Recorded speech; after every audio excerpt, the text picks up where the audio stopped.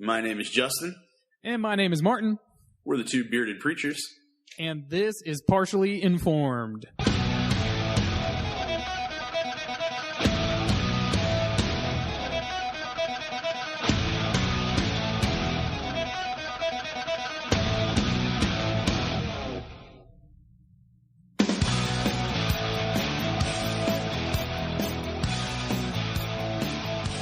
It is October 2nd, 2015. Welcome back to the Partially Informed podcast. This is episode number 2. How you doing today, Martin? Man, I am doing spectacular. And how are you doing, Justin? I'm doing pretty good. It's a Friday morning. It's my day off, and I get to talk to my buddy, so I'm really happy. So let's do this. All right, man. What you got for us? We actually got quite a bit on the agenda, but before we get started, I'd like to go ahead and thank everybody so much that have listened to our very first podcast. I feel like it was an overwhelming success, Martin. What are some of the things that have been said? I guess like the reviews are in, and by reviews I mean there's been some quotes out there. So what are some of the reviews that we've had or quotes that we've had about the Partially Informed podcast? One of my favorite comments about the Partially Informed podcast was two bearded pastors, parentheses, shaking my head. It's a pretty good one. It's like what were you thinking? Kind of look down, shake the head, look down. Yeah, sort of like you guys are idiots, and I don't know why you think anyone would ever want to listen to anything you say. We get enough of you on Sunday or just in regular conversation. No one's going to listen to this. Gotcha. All right. Well, that makes sense. My favorite one was when somebody on Sunday morning at church came up and said, we listened to your podcast. And I said, awesome, man. What'd you think? Well, they go, well, we listened to about half of it, and then we fell asleep. I was like, okay. I don't know how to take that. But then he goes, well, it was really late, and we were really tired. And I was like, Partially Informed podcast, two bearded preachers, we're the nail in the coffin. That's us. So, hey, you know what? A lot of people have trouble getting to sleep, so if we can provide that service for folks, that's like a wonderful thing. It is. It's actually very good. In bed and we're like, oh man, I wish I could just get some sleep. I got a busy day tomorrow. I can't do it. Yeah. We can solve that problem for folks. I wish we just had two boring guys to listen to talk to me. And, if we could add that, I could go right to sleep. That would be great. Well, you're welcome. You're welcome, everybody, because we're here. We are willing to bore you more now than ever. So. I had a member of my congregation say, oh, my wife and I listened to your podcast for about 10 minutes and then we shut it off because we realized I listen to you like 3 hours every week. I don't really need a whole lot more than that. So, Michael, thank you very much. I appreciate it. So, yeah. The funny part is that I got that too. I got someone saying, well, yeah, I listened to it for like 10 minutes. And I was like, well, I listened to it for like 10 minutes. I was like, oh. What more do you want? What more do you want from us? I listened to 10 minutes. All right. Well, thank you. So my wife even listened to a little bit of it. And she was not pleased. So she wanted me to go ahead and tell everybody that she doesn't cry, or not doesn't, but she didn't cry watching Dr. Phil. It wasn't Dr. Phil that made her cry, but it was the emotional stories of the people that he had brought on. And so I got in a little bit of trouble. So I had to clarify that. I felt kind of bad, so I'm sorry. I love you, babe. So the last quote that I have came from my delightful aunt. And my delightful aunt told me, I can't believe I stayed up an extra hour and a half on a Saturday night for this. She's the nicest person I've ever met in my life. She's so sweet and so nice. And then she said that it's the meanest thing she's ever said to me. And you know what? It makes me think she's even funnier than I thought before. That is funny. She basically just said, that's an hour and a half of my life I'll never get back.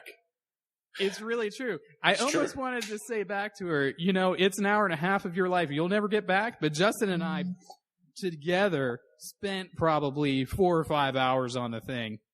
Putting it together and editing it and talking and all that sort of stuff. So some time went into it So we wasted our time too. So it's all good. Yeah. And so we wasted a lot more than an hour and a half. So, and so just so everybody knows, we're working on making sure Martin doesn't sound like he's in a tin box, and hopefully today's recording will sound a lot better. So thank you for your suggestions for those out there that gave it to us. Actually, seriously, thanks for the suggestions. We appreciate them. All right, let's start it off. We're going to start it off with talking about our best summer jobs we've ever had. There's an article about 15 reasons your summer job was the best job you'll ever had. And just to give you some examples, I'm not going to go over all of them, but some of them were like, you didn't care about getting fired all that much. The hours were the perfect fit for your schedule, which you felt your paychecks felt huge. I actually agreed with that one. I thought I was rich and I got a paycheck. I was like, you pay me to do this? This is awesome. Your coworkers were your best friends. I hung out with a lot of my coworkers. And you didn't work. Okay, yeah. And so those were some of the good ones and everything. What was your favorite, or give me a couple of examples of jobs you had when you were younger, your summer jobs? Like we now have full-time jobs, which is an adult thing. Yeah. But tell me about your first summer job or your favorite summer job. My favorite summer job was working at Lake Aurora Christian Assembly. You know Lake Aurora? Yes, I do know Lake Aurora. I was an Omega one summer. That's the guys who get paid to stay there all summer long. Lake Aurora Christian Assembly is located in beautiful, historic Lake Wales, Florida. And it's pretty much a kids' Christian summer camp. And then kids go there and they go a week at camp. My job was to be a lifeguard, and I was taking kids paddling and camping down the Peace River. And I absolutely loved it. I got to camp the entire time. I was dirty for a solid 2 months. Never got clean the entire time. It was so much fun, and some of the stuff that are in the 15 reasons why your summer job is the best were true. So I definitely hung out with my coworkers because there was nobody else there. That's true. There was. Well, you lived there. It was a lot of fun. Yeah. Right. So you lived on site there. Okay. So that was your favorite one. So right. That's a good one. Fantastic. That's a good one. I actually, because I had a number of different jobs when I was younger. I was a lifeguard, and sometimes people expect me to say lifeguard was my favorite one, but it wasn't. It wasn't my favorite one at all, because I didn't like, when I was a lifeguard, they made me wear little shorts, like really shorty shorts, and it was very uncomfortable. I was very uncomfortable with that. And I felt so like was everybody else, Justin. Yeah, I felt everyone like was uncomfortable. I felt like I was being objectified, and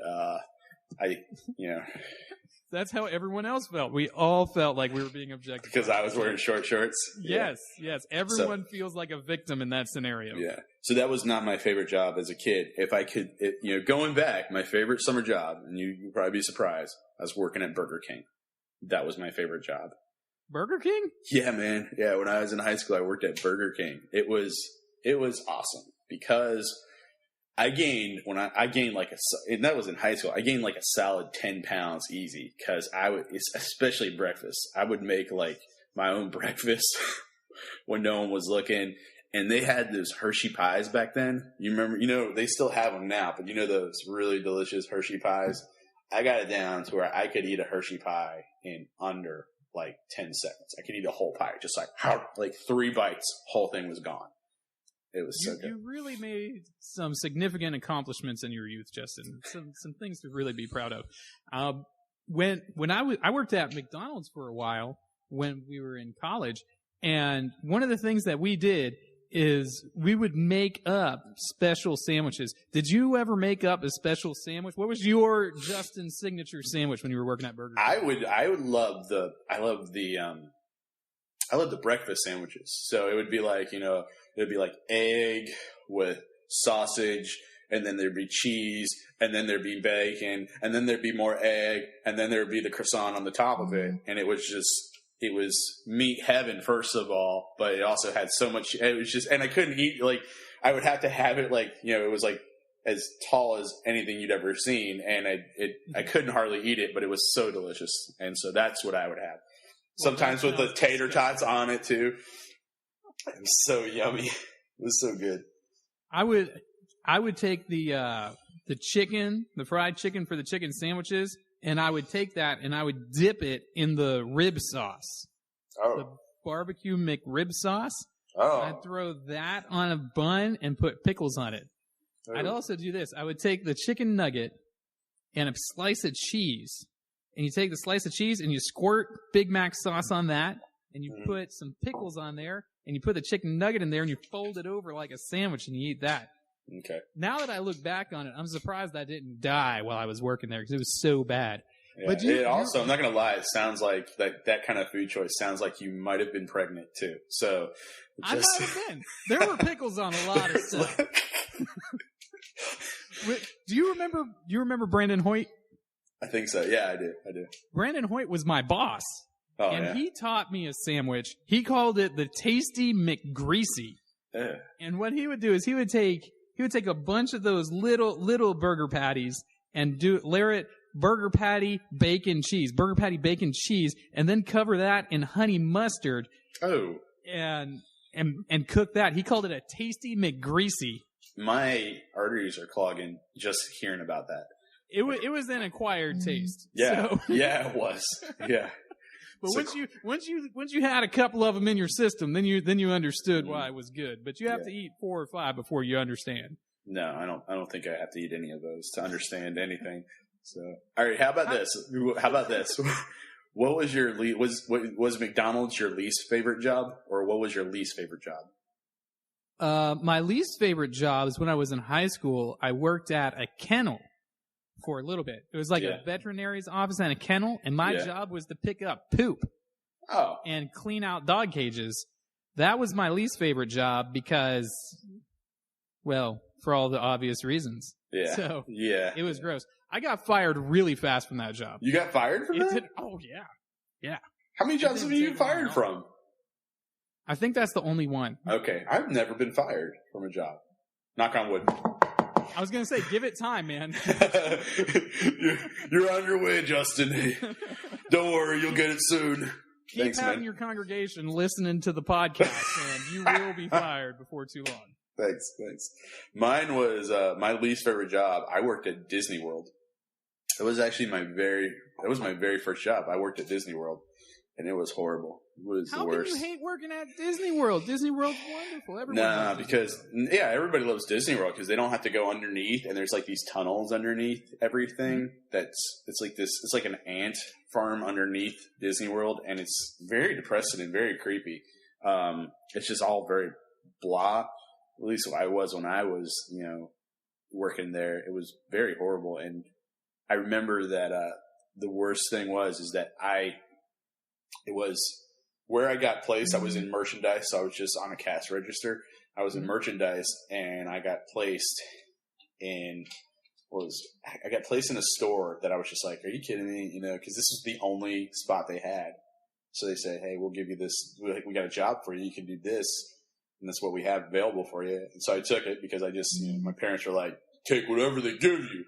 So, okay. And I got stuck in Tinkerbell's Treasures, the little store called Tinkerbell's Treasures. And I didn't have to, everybody jokes with me. They say, oh, did you have to wear a tutu? No, I didn't wear a tutu. I'm a grown man. Well, I was a young adult at the time, 17. I was a kid.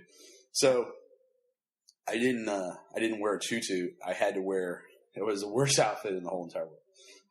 I don't know if it's the worst, but I'm sure I could think of worse. But for a 16-year-old lifeguard uniform might be worse. But for a 16-year-old boy, it wasn't like the most flattering of uniforms. I had to wear like a yellow pants, tight, unpleated yellow pants. So they were very, very form-fitting, not very flattering, with a ruffly white shirt that had embroidered suspenders on it. And that was my uniform. So pretty much what you wear every day. No, I don't wear that every day. I mean, your outfit right now isn't that far. I'm wearing a T-shirt, and I'm just wearing a T-shirt, a red T-shirt. What's under the T-shirt? Nothing. Who wears it's my chest hair. My chest hair is on the G-shirt. Gotcha. That's it. That's all I got. All right, so those were our summer jobs. Didn't you get free tickets to Disney World? Didn't some of the benefits of being there sort of offset the horrible outfit and hanging out in Tinkerbell's Playland or whatever? No. I did. I really hated that job. It was the worst job in the whole entire world. So Burger King, far better. Pretty much because of the Hershey pies. The Hershey pies. Like one of your sermons. Boring and horribly dressed. Yes. Just like one of my sermons. And you hit the nail on the head on that one. Good job. Man, you can't set them up like that. You set it up. Oh. Yeah. Just like my bad. So, speaking cut all that out too. Yeah, so. Speaking of appearances, I came across an article the other day about Jace from Duck Dynasty. Oh, Jace is my favorite, man. That guy is so funny. I think Jace is everybody's favorite, but they're because honestly that's all I hear. I hear Jace is my favorite, and so I'm like, okay. My kids like Psy the best, and my little nephews, they like Psy a whole lot. I haven't watched the show in a while, but I really like Jace. I think that guy's hilarious. Yeah, he's hilarious. Well, apparently he was on a talk show just recently and told the talk show that he actually got kicked out of Trump Tower. He got escorted out of the hotel for what he believed was his appearance. And you guys know the Duck Dynasty guys. They have what is the one thing that's significant about the Duck Dynasty guys, Martin? Flowing locks. Yes, they have long hair and they have huge beards. It's awesome. And so he got kicked out. He asked to because he was staying in these guys are rich. They're staying in the Trump Tower. And he says, he goes and asks for where the restroom is in the lobby. And the guy says, follow me. He escorts him outside and says, have a good day, sir. And just walks away. It's like, what? Where's the bathroom? Oh, it's right through these doors. Right down the street. Go down that hall. Go down that alleyway and have at it. So, well, the first thing you want to do, sir, is turn around and walk back the way you came outside and never come back. That's what we're going to do. And don't ever come back. And so he said, and I quote, he said it was a result of what he calls facial profiling. Yes, facial profiling is a serious problem that our society faces today. Facial profiling has got to end. And it has got to stop. So I feel like we, as the Two Bearded Preachers, need to take a stand on this and end facial profiling. Just because somebody has a magnificent beard doesn't mean I don't know, but it doesn't mean we're homeless. Yeah, it doesn't mean we're homeless. We can have homes. It's true. Or it doesn't mean we're criminals either. It doesn't mean we're criminals. Right. It also doesn't mean that we're Civil War Confederates. It doesn't mean that either. It doesn't mean we're Civil War Confederates. Let me share with you a time where I was Let me share with you a time that I was facially profiled, Justin. Okay. I was checking out at the Bilo. The Bilo is the grocery store here in town. And I was checking out, and the young lady working the register, after she had scanned all my items, I was there paying with my debit card or whatever. She leans over towards me and she whispers, "Can I ask you a question?" I was like, Sure, you can ask me a question. And she leans a little closer and she whispers again, "You're not going to get mad?" I say, "No, I'm not gonna get mad." I would have been like, "Depends on what you say. I might." The way she was probably in high school, and she was being so timid about it. I wasn't going to get mad, whatever she said. It didn't bother me. She leans in closer and lowers her voice again. So now we're practically at a whisper. And she looks me in the eye and she says, "Are you Amish?" I mean, I'm standing there. I have my iPhone in my hand because I have one of those iPhone wallets, right, with the credit cards and stuff. And I just paid with it and sort of tapping on the thing. Are you Amish? And I just look at her and I'm like, no. You, ma'am, have no clue what Amish is. No. Do not facially profile me, ma'am. Do not. That's facial profiling, and that is wrong. So I took that opportunity to very clearly define for her the distinctives between an Amish person and just a regular generic Protestant like myself. Yeah. I'm sure she was thankful for that. She was like, absolutely. So I got to stand there and talk to her for about 7 or 8 minutes discussing the difference between the Amish and the Mennonites. Now, none of that part isn't true, but she did really ask me if I was Amish or not. I was going to say, I was like, she learned her lesson. She'll never ask again. She'll never talk to anyone again. She'll like, not worth it. Not worth it. So. Have you ever been facially profiled, Justin? Yes, I have. I have been facially profiled. It was, because I've had a beard for a very long time, but it was not too long ago. It was in December, so it was like 2 years ago probably. It was in December, so it was really cold for Florida. It was like 75 degrees, so, I know, talking about chilly. And so I had a jacket on, and I was wearing jacket, jeans, pair of shoes, and I had a hat on, and I had to go to Home Depot. Mm-hmm. And so I walk into Home Depot, and it was a little bit later, they closed at like, I don't know, it was like 30 minutes before close, but I had to get something for doing something around the house. So I was like, let me just go ahead and do it now because I was feeling, handy and I wanted to fix something at the house. You were feeling handy. Yeah, which is bad because that's usually how things get broken around here. Right.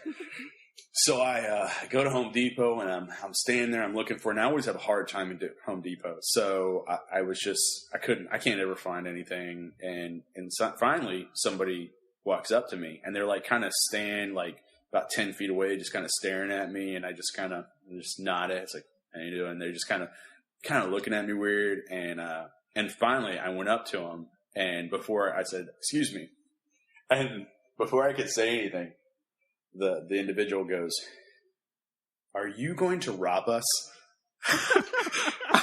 I was like, what? Like I was inside. I was really taken aback. I just looked at him and he goes, are you going to rob us? Cause you really look like you're going to rob us. And I go, well, I hadn't thought about it until now, but I don't think so. I kind of messed with them a little bit, which probably wasn't the best thing to do. So I haven't thought about it until you brought it up, but no. So I gave like this long pause, but no, I'm not here to rob you. I just need to get some screws or something, and he was like, whoo, he was like white as he's like, I'm so glad that you're just a normal person. I'm like, seriously, it's Home Depot. Like, men with beards don't come into Home Depot all the time. I mean, I've seen people walk into Home Depot that I'm like, they look a lot worse than me. And I'm like, seriously, man? You're asking me? I'm buying screws right now. So yeah. I'm just trying to get some fasteners, bro. It's got to hang in this picture. That's it. Come on. My wife really wants me to do this. I like how when you are feeling home improvement-y, you buy some screws and hang a picture. Yeah, I don't know. That sort of illustrates your skill at the home improvement right there. Well, we're going to improve this house. I'll hang a picture. I got to go to Home Depot. It's more than what I do. So go into my house, bare walls everywhere. So, yeah, bare walls. What color you want? Let's just paint it white. We just paint it white. Just a nice eggshell. It'd be perfect. So, white goes with everything. So That's true. I needed the room to match my mood. Right? It's just plain. Just plain. Just as boring as you can make it. Let's go. I need it to be vanilla, just like my personality. Vanilla. So the point of this is that those of us that are bearded are human beings too. And just because we have beards doesn't make us a criminal. It doesn't make us homeless. It doesn't make us I'll say it this way, a terrorist either, because I've been accused of that as well. It doesn't make us a terrorist, and it doesn't make us a Confederate soldier. We're just human beings.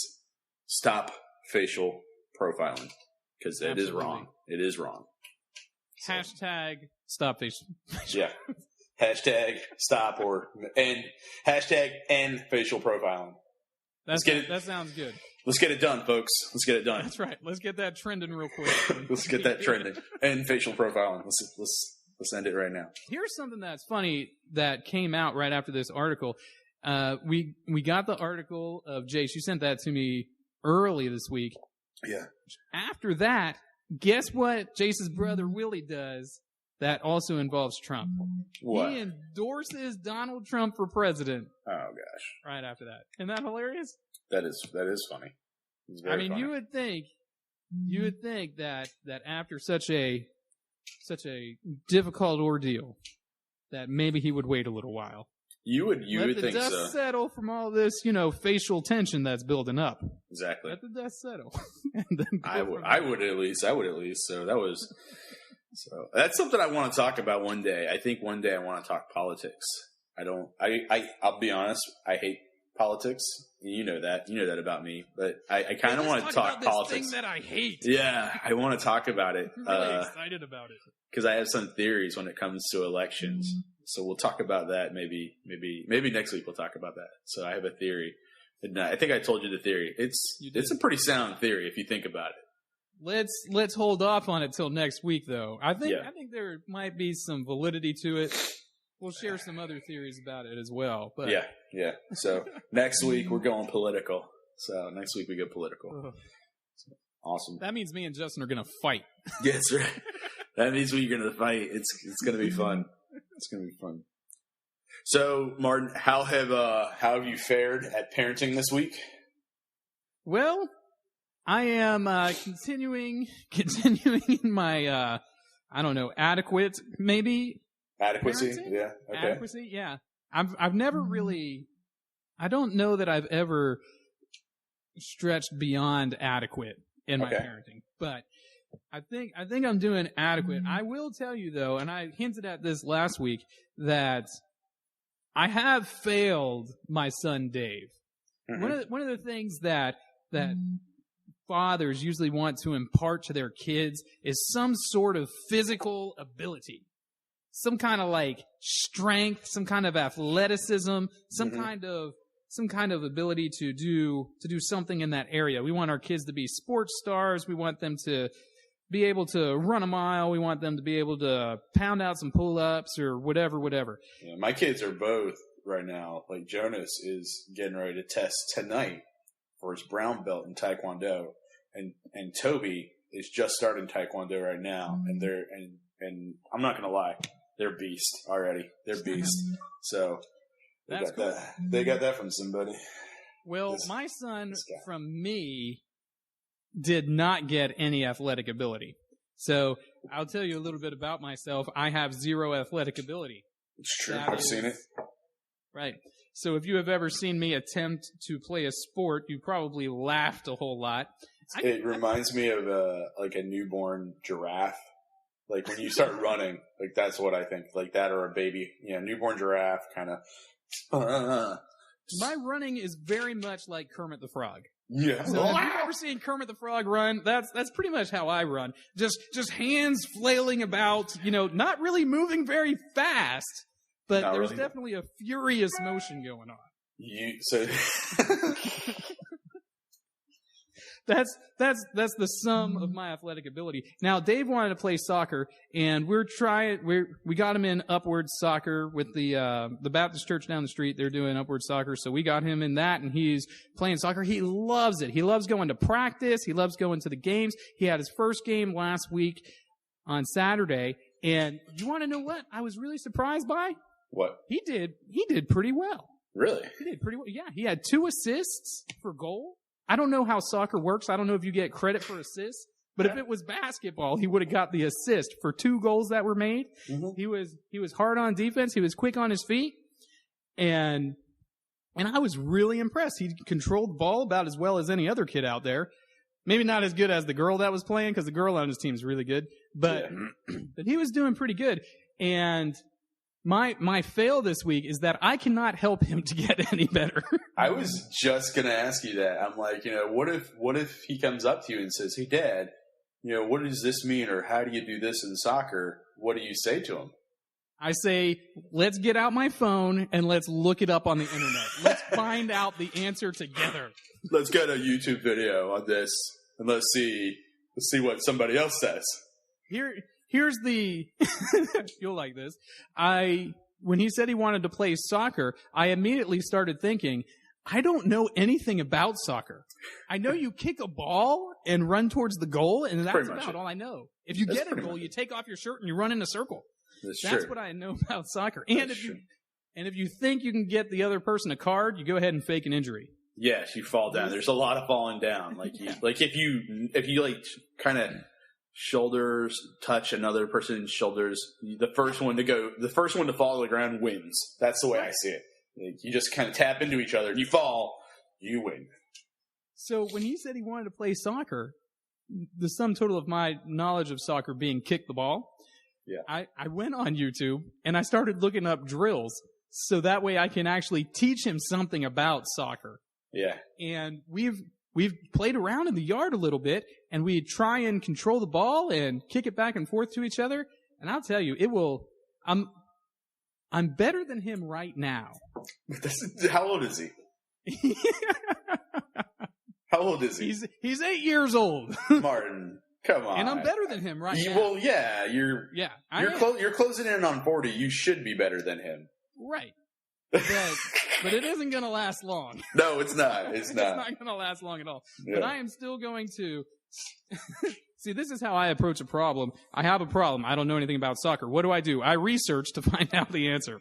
So I did some research, and I'm checking up on it, and I might get better along with him a little bit, but he's going to surpass me in soccer skill before the end of the season. I can already see that as going down. All right. But I'm going to try my best, man. What's your dad fail for the week? My dad fail of the week. It's kind of a reoccurring fail. I'll say it that way. It's kind of a reoccurring fail. I noticed it kind of like towards the end, like the end of the last week. And it happened again this week. And then I started looking back and I'm like, dude, this is a regular occurrence. I got to be careful because there's an incident that came up. But what reminded me is I got home a little bit early and I was straightening up I think we had core group that night. Mm-hmm. And I was straightening up and my kids have for breakfast, Faye takes them to work with her. She takes them to school. She's a teacher. So they had breakfast that morning and they had Pop-Tarts. And so they had their breakfast. I have my breakfast. My breakfast is a shake. It's a healthy shake. It's so delicious. I have to tell myself that because it's not. But it's got vitamins in it and it's filling. So, and it has a banana in it. It's like a blended up. Yeah, I'm going to have that for lunch today. So anyways, I look down and there's Toby, he can't eat 2 Pop-Tarts. He can't, they come in a wrapper and it's 2 Pop-Tarts in there. He can only eat one of them. And so there was an extra Pop-Tart in the wrapper. And it was on the counter. And I'm just kind of standing. I'm doing dishes. This is the thing. I'm not even eating. I'm not even looking for anything to eat. Mm-hmm. And I just see this Pop-Tart there because I'm doing dishes. And I know it's Toby's Pop-Tart. And I think to myself, man, I really want that Pop-Tart. That's something no adult has ever said. And they're not very good, but I just was craving this Pop-Tart so bad. And so I put it in the toaster oven and I ate my son's Pop-Tart. I felt kind of bad and I was like, I don't think he noticed, but I did. I noticed. Which brings me to kind of the next phase. And I think I have an issue with this, but they're like last night. We did it last night. Faye and I did it last night. The boys go to bed after core group. And so they go to bed kind of late after core group. It's like around 8:30. They get to bed, which their typical bedtime is 7:30. 8:30 comes around. Is your church's small group ministry? Yes, sir. Yeah. And so we have people that are at our house that night. And so they all leave and it's around 8:30. We get the boys in bed and Faye looks at me and she gives me the eyes. And I know what the eyes mean. The eyes are, hey, time for some ice cream. And I was like, oh, yes. And where we live? We live literally right across the street from Dairy Queen. Yeah. And our Dairy Queen is awesome. Like, our Dairy Queen has won awards for, like, the best Dairy Queen in Florida. Some crazy things like that. So I'm like, yeah, we're going to Dairy Queen. And I go ahead and I just throw a shirt on and pants, shirt and pants. I just get in the car, drive there. So you were totally naked. And then Faye gives you the look. No, I think I had pants on already. I didn't have a shirt on. And so I then put the rest of my clothes on. Sorry, I got so many details. I also, and funny too. What were you wearing, Justin? I'll tell you. Listen, I had shorts on that I sleep in, a t-shirt, and this week I got a new pair of cowboy boots, and so I put my cowboy boots on. So I was wearing shorts and cowboy boots. I'm like, I gotta go get some ice cream, and I go get ice cream, and so we do this rather regularly, and so the dad fail comes in. It actually was a couple weeks ago. It was actually a while ago. I came home. We put Toby and Jonas to bed, and I go out and I get the ice cream, also the contraband, I guess you could say, and of ice cream. You go out. I'm sneaking into the house. Yeah, score some ice cream. So I come in, and as soon as I open the door, I look to the left, and I have a big bag of Dairy Queen in one hand. I open the door, and Toby is standing right there staring at me, and his face is just like, what did you do? And I go, what are you doing out of bed? I was like such a jerk. You're supposed to be in bed right now. And I was more defensive because I had a bag of Dairy Queen in my hand. And so I yelled at my kid because he got up while I was trying to sneak Dairy Queen into the house. So you pretty much just got caught. That's what happened. Yeah. I'm not supposed to have Dairy Queen either because I'm on a diet, but it's so good. And then my kid, she's like, and then the next morning or the next day, Jonas will say, Toby told me. Toby told me what you did last night. And I'm like all guilty and like, my bad, sorry. So I know what you did. That's right. That's my dad fail. I'm not doing it. I yell at my kids because they caught me sneaking ice cream into the house. You can explain to your kid cheat days. I mean, cheat days they're an important part of any diet. Yeah. They are. Have your cheat day. Yeah. I don't think that matters to them. I think what matters to them is that we had Dairy Queen without them. So no, this injustice will not stand. I think I ended up the next day. I was like, all right, guys, let's go get some Dairy Queen together as a family. Yeah. Try to make up for my... So you get to have Dairy Queen a second time because they caught you. Hey, hey, life's not fair. I don't know how that works in this situation. It's not rather fair to me. All right, well, let's take a break. All right, let's take a break right now, and we'll be back in a few minutes. Welcome to Intermission. Intermission.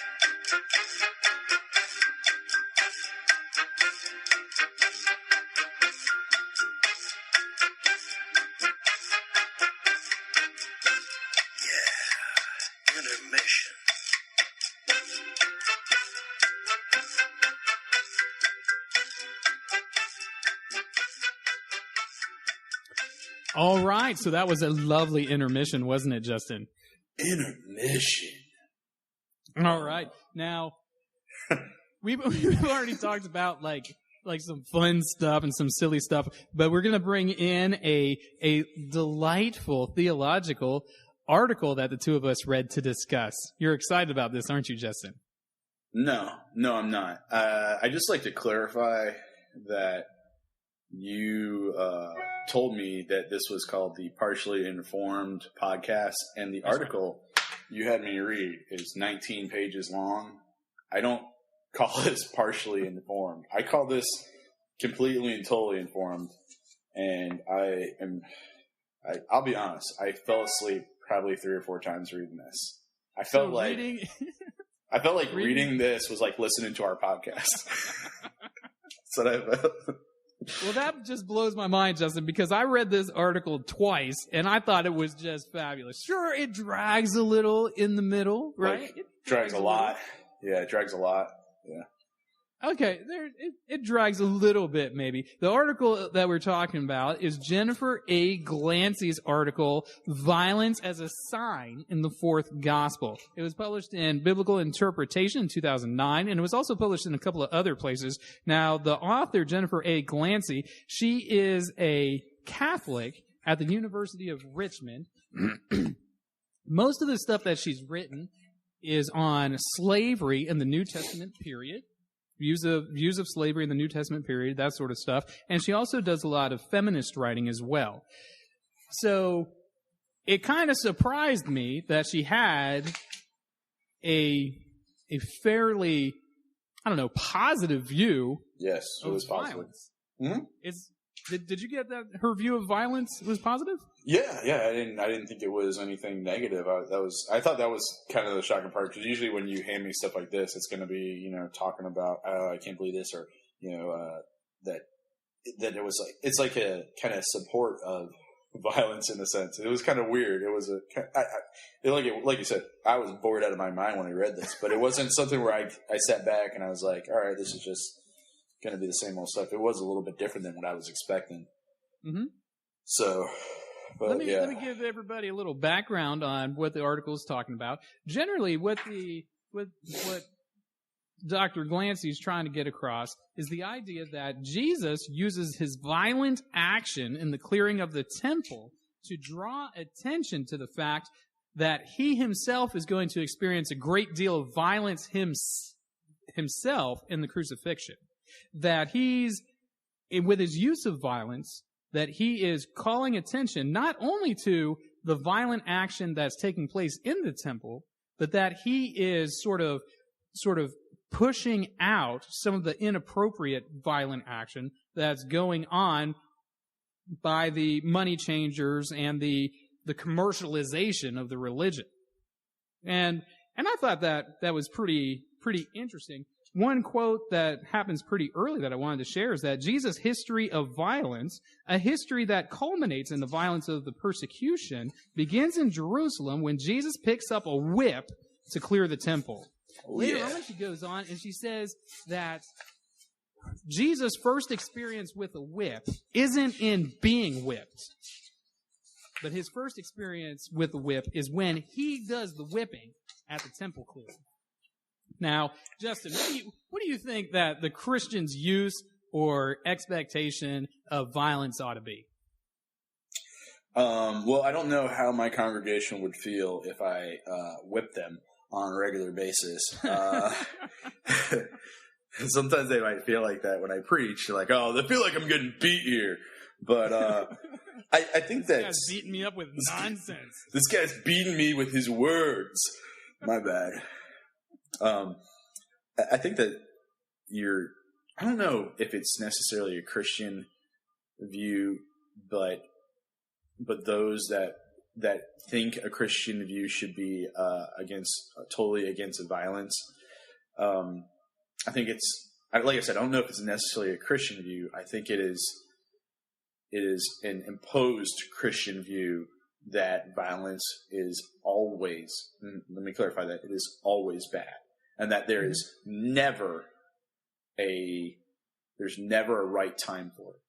I don't think that's a Christian view. I think that's an imposed on Christians because Christianity is all about love.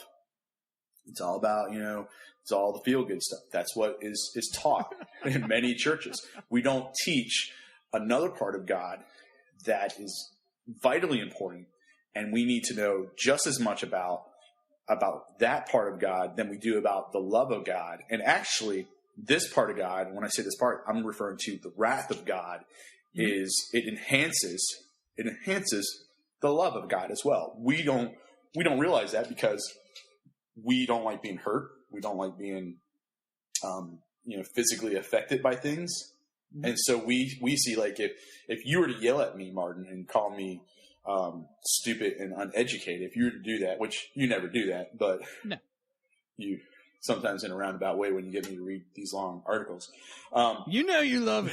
I don't love it at all. But if you were to say that, like, I don't, like, between you and I'm fine because I'm like, you're my friend. You can say that kind of stuff to me. But for the most part, people would be like, oh, you can't, that's horrible. You can't say that kind of stuff to me. It's this thing that violence or negativity or criticism can't go hand in hand with love. But the truth of the matter is, biblically, the two do go hand in hand. And the wrath of God communicates the love of God more than anything else, is what I kind of feel. Right. So I don't think it's a Christian. I don't think nonviolence or that Christians should be nonviolent all the time, no matter what. Mm-hmm. I don't think that's a Christian worldview. I think it's an imposed view on Christianity by outsiders. That's what I think. Okay, so you would question guys like the Quakers who were pacifists. Yeah. I mean, question their hermeneutic where they come up with that idea that violence is always inappropriate. Because here's the deal: like when you talk about Jesus clearing out the temple with the whip, it communicates, the suffering that he was going to go through, but it also communicates something very important about him and the Father, the connection between him and the Father. And so it was this holy, righteous anger that Jesus had, and he communicated what was going on through that violence. For me personally, like, and I've shared this, I've even shared this with my congregation. If somebody came into my home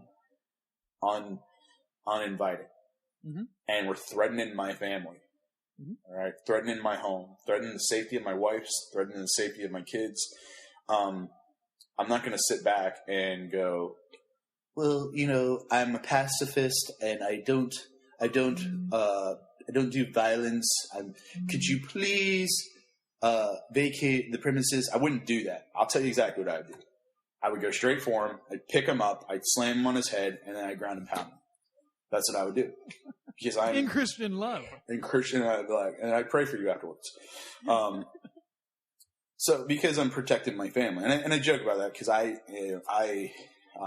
told you my kids do they do Taekwondo, and when you said you want to do YouTube videos to help your kid learn soccer, I train at the same school. I train mixed martial arts, and so I know actually everything my kids know that are learning, and I'm actually helping them because it's about confidence, it's about self-defense. And so I know all of that stuff as well. And actually, just this last week, I started volunteering to help with one of their classes. And so I helped to teach some of the younger kids that as well. But yeah, I think it's, I think that Jesus in the temple goes in line with how any one of us would be. If somebody came into our home, and it's protecting, and my kids and my wife are in danger. I'm not going to sit back and go, I'm a pacifist, and I don't think that that's a biblical thing. I think that actually, to protect your family and to protect your home and your loved ones, I think it's very biblical to do it however you need to do it. Mm-hmm. So one of the other, the article quotes, or one of the other things in the article I'd like to look at is how violence is described. Listen to this. Violence rearranges space, at least temporarily. Whip in hand, Jesus briefly reconfigured the space of the temple. In the aftermath of the razing of the Roman temple, Christian memory connected the story of Jesus' body to the history of the temple. So the idea here of violence not being something strictly defined by ground and pound, but violence as being understood as a rearrangement of physical space, even a temporary rearrangement of physical space, indicates at least the concept that when Jesus acts in the temple, he is acting to make a formal change of the established structure that's going on there. Mm-hmm. And this is exactly what happens at the crucifixion. Mankind is trying to make a change in Jesus, right? We're trying to bring him down. And it's also what happens at the consummation. The consummation, Jesus' return. Every time I hear people talk about Jesus' love and we need to be pacifistic, I think those guys have a fundamental misunderstanding of the consummation. The consummation, Christ's return, is a profoundly violent act. is profoundly violent, especially if we think about violence in these terms of rearranging space. Yeah. The old earth is destroyed. The old heavens are destroyed, and the new heavens and the new earth are recreated in the consummation. So the idea that Christianity is simply a religion of peace is a misunderstanding of Jesus' work here, because his work here on the crucifixion was to receive violence from men. He himself performs violence against men who are wicked. And in the consummation, we have the most violent act in all of history, the complete destruction of the world, and then its recreation. So I think that we need to start to reorient ourselves in our understanding of violence and our use of it. Now, we have to keep in mind, before we go out there and we're like, yeah, let's become theonomists, and we're gonna force everybody to do exactly what we want and that sort of thing. And it's okay to use force because Jesus used force in the whip of the temple. We also need to balance this with the idea that as Christians, we need to make every effort to live at peace with all men. We need to make every effort to do that. We need to make every effort to be peacemakers. Mm-hmm. But we need to do so with the understanding that sometimes peace is made through conversation, and at other times peace is made through force. Mm-hmm. And Jesus himself exemplifies this. And I think that if we look at the frequency with which Jesus uses violence, which is very infrequent. Exactly, yeah. Then we can get an idea of how frequently we ought to use violence in practicing our Christianity. Jesus may have cleared the temple twice. It's kind of unclear how often the temple got cleared. So there's variety of accounts there. He may have cleared the temple twice. You could argue that Jesus escaped when the folks were trying to throw him off of a cliff. You could argue that that was a violent act because Jesus doesn't allow them to touch him. Yeah. Right? You could argue that that was violence because he is forcing people back from him. So there's force, there's a temporary rearrangement of space, right? If we're using this definition here. Yeah. So, but most of the time, Jesus is not violent. But in his preeminent works, violence is going on. It's either violence against him in the crucifixion or his violence against the cursed earth in the consummation. So, I don't know. I tend to think that the Christian view of violence is a little too one-sided in the modern Christianity. I also think that there's a definite sense in which our view of Jesus is that Jesus was always soft, that Jesus was always weak, that Jesus was always gentle. But that's not the picture that we see in the Bible when we take into account the idea of the consummation and the idea of the temple clearing. Yeah. He is soft and gentle when appropriate, but he is also forceful and violent and forcing on people when it's appropriate. And I think we ought to emulate the same sort of behaviors.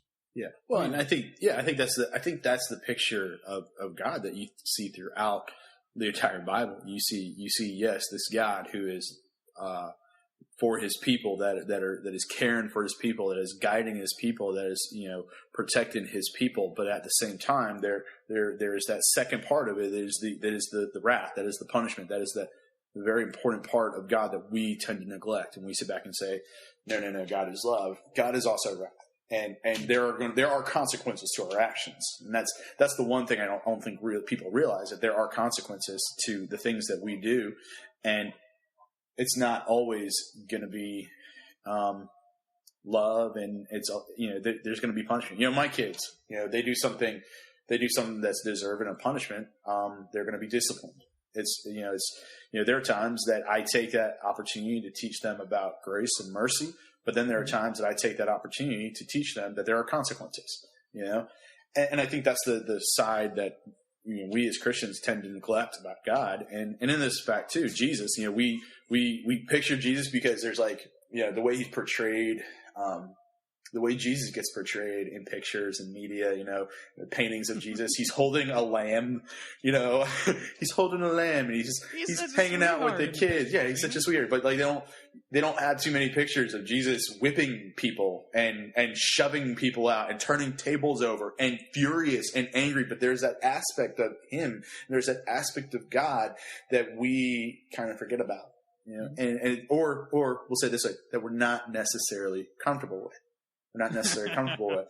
And I think that, you know, at the same time, we can't just sit back and say, you know, that what I'm saying right now is, I'm not like saying violence is fine anytime and just go ahead and do whatever you want. That's absolutely not what I'm saying. It's not what I'm teaching. It's not what I encourage, because, you know, I agree with you. There's a time to talk, but then there are times where something else is needed. There's something else that needs to happen. You have to be very careful with that, you know. But as Christians, you know, we tend to,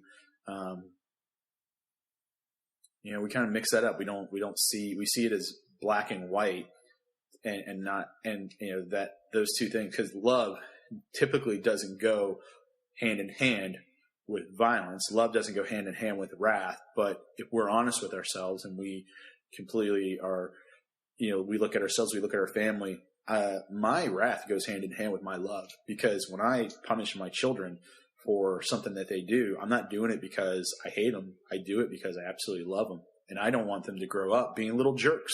I want them to grow up to be productive members of society and honoring God in every way. And sometimes my wrath as a father teaches that. It communicates that. And I think that's the thing with Jesus. The whipping at the temple communicates quite a bit. It communicates a lot of who he is, who the Father is, what's about to happen, what is happening. It's a lot of communication going on through this medium. So it's different. It's a kind of different. But you know, I think the reason why Christianity tends to kind of take a stand is because of culture. It's because of the culture we're in, and violence is very much glamorized. And it's very much like, you know, the reason why we're even talking about this is because you watched a real violent movie. You know, I did. You did. What was the movie you watched? I recently watched Mad Max Fury Road. The new Mad Max with Mad Max. Tom Hardy in it, right? Some guy who wasn't Mel Gibson. I don't know. Yeah, he didn't say a whole lot. Well, in you know true what? Mad Max fashion. Yes, thank you. People say, they're like, well, Tom Hardy hardly said anything in the movie. I'm like, that's Max. That's him. Dude, if you look back at Mel Gibson, he said like 3 words the first movie. He hardly said anything. Mad Max, the Road Warrior. Yeah. The dialogue is 16 pages. There's 16 pages of dialogue. Because they're all driving. That's less than this article that we read. That's true. This is 19 pages that I didn't read. Right. We live in a very violent culture, but our violent culture isn't all that different from the culture that Jesus was in. Listen to this. This is from the article that we read. Back to Glancy's article for a second. She's writing about why Jesus didn't capitalize on his popularity after clearing the temple. Because when he cleared the temple, a lot of people were getting behind him. They're like, yeah, man, this guy's serious. He doesn't mind, you know, stirring the pot a little bit. Jesus isn't playing around. That's right. She writes, perhaps what Jesus knows about the would-be Jerusalem disciples, that's the people who are getting behind him after he clears the temple, is that they are the kind of people for whom violence is a lure. So there are people who are lured to violence. There are people who see violent action and they get behind it. They love it. And that's in a nutshell is a view of our culture. Because we love violence. It's like our favorite entertainment. Our favorite sport is probably football, which is just a staged war going on, battling over land. Yes, it is. Battling over land. I never thought about it that way. the movies we like, Mad Max, which when I was listening to reviews of it when it was first coming out earlier this year, people were saying that this is going to be one of the best movies of the entire year. This movie is fantastic. Why? Because it is so realistic. They didn't use a whole bunch of CGI to make the explosions and to make the car chases or anything like that. It just looks real. It's very visceral. Yeah. Right? And it is all of those things. And I really enjoyed the movie, but as I sit there and enjoy it, I couldn't help but identify myself with the Jerusalem disciples who violence was a lure for them. violence was lure for me to watch this movie.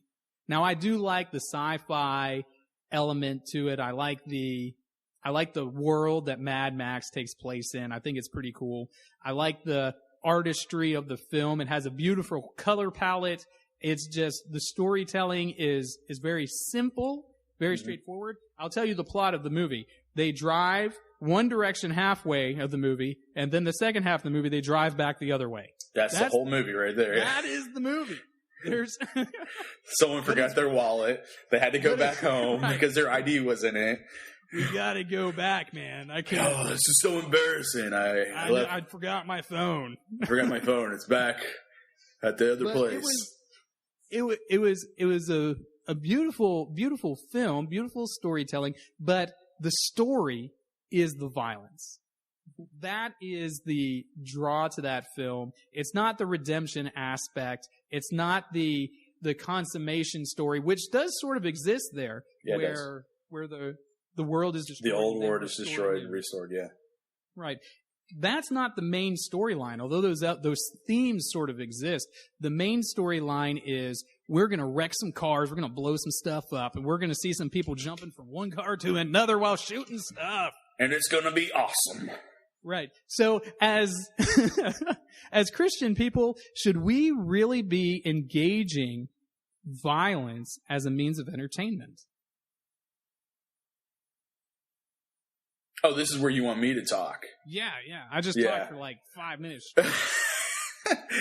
Yeah, I mean, I think that there is a line you do have to draw. Like when you bring this up, we both went to the same school, okay? Mm-hmm. We both went to the same school, and something very significant happened when we were at that school. Now, we both went to a Christian college, and Christian college has rules on it that most college campuses don't have. What are some of the rules that we had when we were going to college? No projectile weapons. I'd like to thank my roommates for that, because we changed that from no firearms and no slingshots to no projectile weapons of any kind by getting some blowguns. There you go. Okay, good job, Martin. So there was things like that. There were rules against appearance. There were like facial hair. There was actually rules about unkept beards, which we would be in probably violation right now. There's rules against your attire at certain times of what you could wear. Like you couldn't wear shorts into certain buildings. There's rules like that. But one of the rules was, and it wasn't, I don't think it was a wrong rule, but one of the rules was you couldn't watch certain kind of movies that were no R-rated movies, because of the sex and violence and profanity that were in these types of movies. Mm-hmm. And so, if you did watch something, which I'll say this one, most of the students did, but there was a few that got caught. I don't know how you get caught. Oh, whatever. They weren't watching R-rated movies. Whatever. Yeah, they were. So just in the summertime. Just in the summertime when they weren't going to school. Yeah, that was we got a break from being students. Rule. That was the unofficial rule. Yeah, man, we got caught up over the summer. Yeah. So, but sometimes people would get caught and they would get punished for it. Now, something that's significant that happened when we were in school was a movie came out that was rated R. It was very violent, but we were all allowed to go see it. We were actually encouraged to go see it. It was The Passion of the Christ by Mel Gibson. Yeah? Yeah. We were actually encouraged. Were we in school when that came out? We were in school when that came out. Yeah. And we were encouraged to go. You're getting old, dude. So we were actually encouraged to go see that because of the historical value of it and the message that it communicated about Christ, about God, the biblical and the biblical accuracy that they were saying that it had, even though it was rated R, even though it was breaking of their rules, they made an exception for that. And so educational purposes, yeah, it was a good film, but it was extremely violent, extremely graphic. Like I wouldn't, like right now, I probably wouldn't let my kids see that, now I would not let my kids see that at all. I don't let my kids, they'll watch movies like Transformers or X-Men and things. They'll watch those kind of movies, but they won't see movies like that. Like I would never let my kids see Braveheart Okay, I would never let them see something like that. Man, that last scene in Braveheart, bro. Oh, yeah.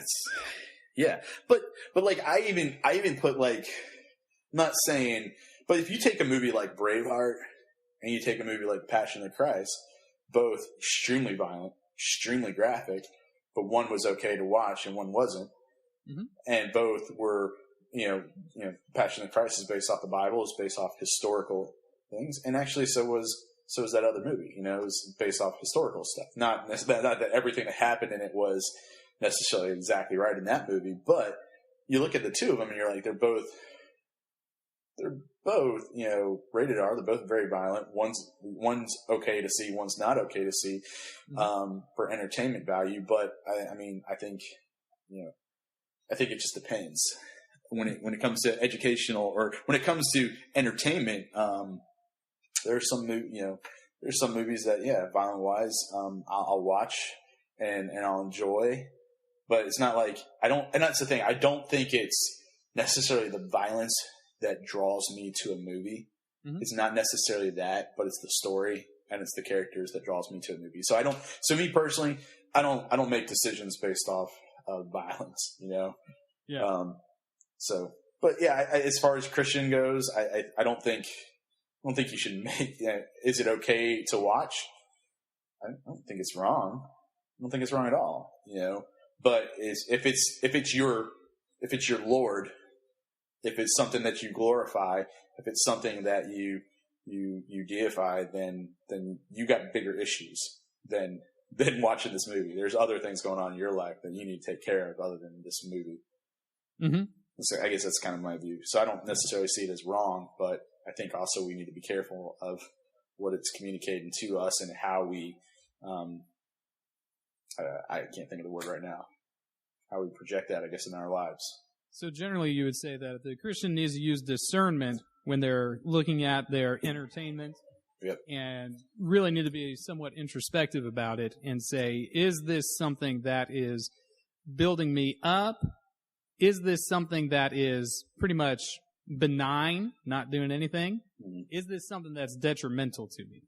Yeah, if you have somebody who is, has history of violence, I guess I would say, somebody with like history of violence and, for example, if you have somebody that has a history of violence that is, abusive physically, you're not gonna teach them how to be better at violence. Like you're not gonna, like martial arts wise, you're not gonna teach an abusive person how to be a better abuser. Martial arts wise, if you have somebody that's prone to violence, that has a history of violence, then you're not going to teach them how to be better at violence. Like, well, okay, so you have this history of violence. Let me show you how to be more efficient in how you punch people in the face. You're not going to. Your form's all wrong. Your form's all wrong when you're beating people. So, no, it doesn't make any sense to do that. I think that, if there's discernment, I guess is the word, but, for a Christian, if you can handle that kind of stuff, and you're not seeking it for the violence aspect of it. Yeah, I think it should be fine. So when you come to a movie like Mad Max, where violence is essentially a character in the movie. Yeah. He is personification of chaos, I guess. Well, I don't know if Mad Max is. Maybe the villain is personification of chaos. He's a little bit too. His name is, Mad Max. He's just a very angry gentleman. Well, early on he was pretty angry. I think he's mellowed out by this fourth movie. I think he's pretty chill. Those kids in Beyond Thunderdome really softened him up a little bit. If you guys haven't watched Mad Max series, I enjoy it. I don't think I would let my kids watch it just yet. But when my kids are older, when Dave is 14, 15, I really wouldn't have a problem with him watching Fury Road because it's just violence that it's rated R for. They don't have any profanity that I recall. There's no sexuality, which I think is the greater problem, at least for young men. Yeah. The sexuality is worse. It's really just cars blowing up. So, or the majority of it. And, well, there's lots of stabby kind of stuff. But, Stabby. stabby, man. But Yeah, but there's some other PG-13 movies that I wouldn't let him watch, even as he's getting older. I wouldn't let him watch The Bridges of Madison County, right? I just wouldn't let him watch it. Wait. Why would he want to watch The Bridges of Madison I don't know, but if he wanted to watch it, I wouldn't let him. Oh right? gosh! Oh, because gosh. I think that the point of view of that film is a greater danger to him than the point of view of something like Mad Max. My 7-year-old came up to me and said, "Dad, can we watch The Bridges of Madison Square County tonight?" I'll be like, no, you can't watch that. We're watching MMA Mad Max for the rest Fury of the Road. night. That's what we're watching. If you let your kid watch The Bridges of Madison County, which is a viable film, right? It's a viable film. I guess so. But if you let your kids watch it, that would... Dad Phil.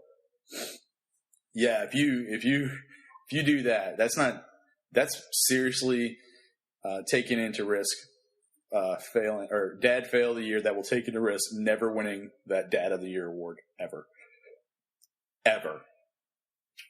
All right, so we had a little technical break, so we'll just put it in there, and we might cut out this little section where I said we had a technical break. Yeah, Martin's batteries died. Well, they don't run as long as they used to, man. You said it yourself. I'm on the 40 side of 30. You know what I'm saying? Yeah, you are. How old are you again? I'm 36. Really? Yeah. So, oh man, I'm older than you. You didn't know that? This is depressing. Well, you should have known that already.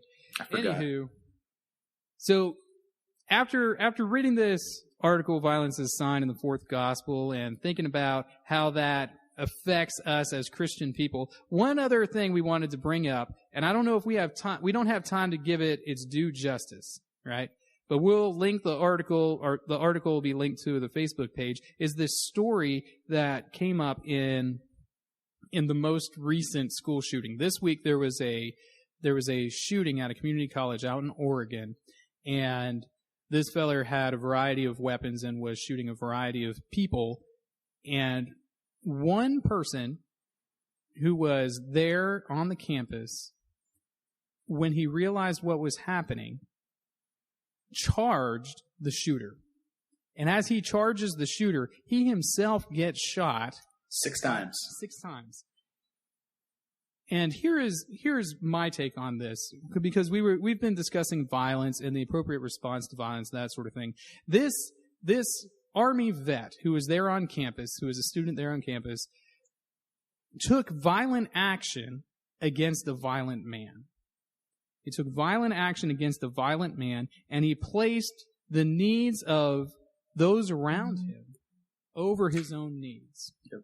It's an amazing story that this gentleman was able to and was willing to sacrifice his own life, really. His name is Chris Mintz. He was willing to sacrifice his own life in order to benefit the people around him. Now, this, I think, is important for us to know, is that at times, regardless of our feelings about the use of violence, and regardless of how we think violence ought to play out in the Christian life, there will be times and situations where we may be forced to use violence, whether we like it or not. And that's exactly the situation that this gentleman, this hero, found himself in, is he was in a situation that he did not cause, that he was just there at that time, and he had the opportunity to use violence in a positive way, right? And even though he didn't stop the shooter by his action, he did slow him down. And who knows what the results would have been had he not been there. And I think this speaks a little bit to what, Justin, what you were talking about earlier when you said that you would commit violent acts in the protection of your family. Mm-hmm. Right? Absolutely, yeah. And I think that's what I think that's the call of manhood, really. Absolutely. Is to be willing to do that which is uncomfortable, that which is threatening, that which might be destructive for the benefit of somebody else. That I think is, if we're going to discuss what really makes a man, I think that it's the willingness to sacrifice. Absolutely. And that's why Jesus is the epitome of manhood, because he sacrifices everything on behalf of folks who didn't even care about him. Absolutely. Folks I think who that, yeah. hated him. Absolutely. I think that, when it comes down to it, the scripture you see as how men are to respond to how they're supposed to love their wives. And it says, we're to love our wives like Christ loved the church. And how did Christ love the church? By giving himself up for the church, by violently giving himself up for the church. And I think it goes hand in hand with that, with other scriptures saying you need to place others' needs above your own. And so I think that, there is a call for, as a man, to be the protector of family. And honestly, in this situation with Chris Mintz, I think that it's such an awesome thing to kind of see a man stand up and yeah, there are those that are going to perpetrate and violence and use violence to hurt other people for the sake of whatever it is. They're saying that he was doing it for recognition so that his name would be known, which goes kind of along the lines with that, violence is a communication, media of communication. That he was just trying to get himself known. He actually made comments about how another shooting went down, and the guy that was in the shooting, he made a comment saying that this guy hadn't been known up until this moment. Now everybody knows the shooter's name.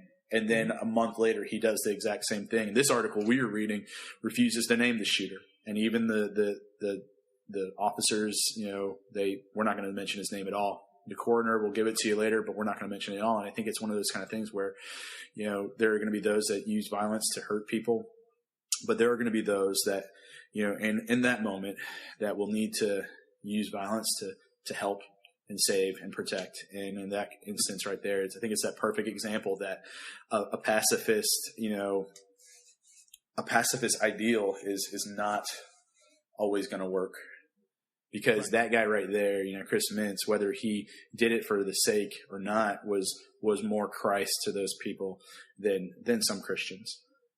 So we don't know what his background, his belief is, but I think it's safe to say that a man that's willing to sacrifice himself for those that he doesn't even know, and maybe even doesn't know their name, doesn't know anything about them.